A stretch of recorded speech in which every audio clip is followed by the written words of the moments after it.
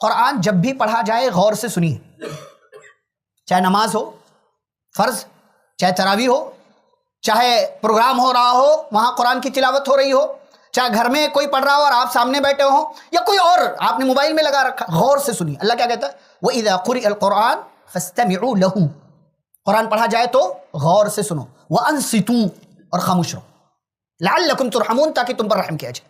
فائدہ تو ہوگا کہ اللہ کی رحمت ملے گی۔ غور سے سننا بہت بڑا کمال ہے۔ آج یہاں فرض کی نماز میں آپ دیکھو، پہلی رکعت دوسری رکعت میں امام نے کیا پڑھا، سلام پھیرنے کے بعد پوچھ لو، اکثر لوگ نہیں بتا پائیں گے کیا پڑھا پہلی رکعت میں۔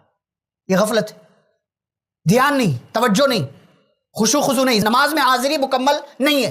بھائی حفاظ رمضان میں تراویح پڑھا رہا ہے، قیام لمبا ہوگا۔ تراویح میں اصل یہی ہے، تہجد، قیام اللیل، تراویح، اصل یہی ہے کہ قیام لمبا ہو۔ تو قیام لمبا کیسے ہوگا؟ لمبی تلاوت ہوگی۔ تو لمبی تلاوت کے لیے آپ کو کیا کرنا ہے؟ توجہ، اور آپ کو صبر کرنا ہے، اطمینان کا مظاہرہ کرنا ہے۔ یہ نہیں کہ آج یہ رکعت اتنی لمبی ہو گئی، آج تراویح لمبی ہو گئی، 2 منٹ زائد ہو گیا، 4 منٹ زائد ہو گیا، 1 منٹ زائد ہو گیا۔ لوگ گھڑیوں کا حساب رکھتے ہیں، سیکنڈوں تک کا حساب رکھتے ہیں۔ ہاں لوگ تو قبلے کی طرف جو ہے گھڑی لگی وہاں دیکھتے رہتے، ادھر امام نے سلام نہیں پھیرا فوراً گھڑی پہ نگاہ گئی، اچھا آج 13 منٹ ہو گیا، یہ 2 رکعت میں اتنا، پچھلی 2 رکعت میں 15، اس میں 2 رکعت میں 13۔ یہ آپ حساب لگائیں۔ بھائی تراویح اس کو پڑھانا ہے، پارا اس کو مکمل کرنا ہے، حساب کتاب کیسے ہے وہ حفاظ جانتے ہیں، کس طریقے سے محنت کوشش کر کے وہ پڑھا رہے ہیں۔ یہاں کھڑے ہونا کمال ہے، کھڑے ہونا یہاں کمال ہے۔ تو یہ کمال کا درجہ ان کو حاصل ہے۔